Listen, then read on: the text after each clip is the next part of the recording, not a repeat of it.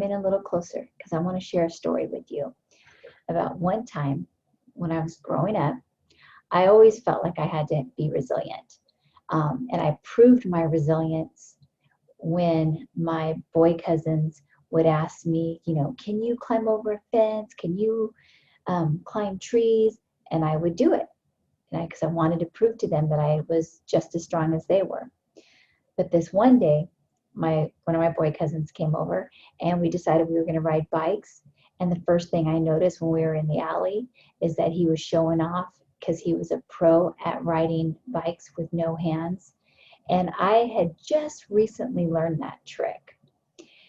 But I thought to myself, okay, I could do that. So when he asked me, well, let's see if you can ride your bike going down the hill with no hands, I was like, sure, I can do this.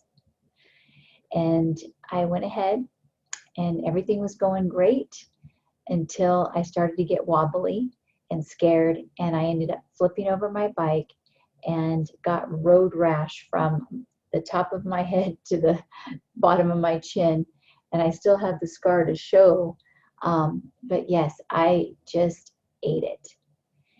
Now, I could have been afraid and not wanting to ride my bike anymore.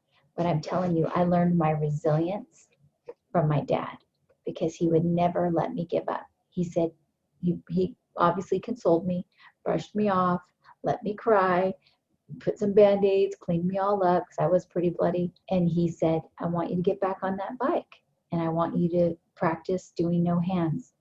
But it was like immediately after because he wanted me to know that it was important that I was resilient and that I never gave up.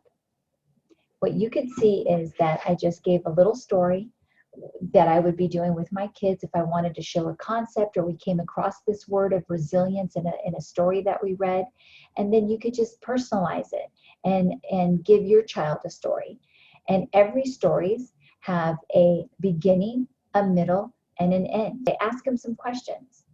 And you can say, well, what do you think resilience means based on that story? You might even ask another question. Has there been a time where you could tell mom a story where you acted resilient? And that way we can check the meaning that they understood what resilience. So there's just a few steps. Share a story about vocabulary by applying it to yourself.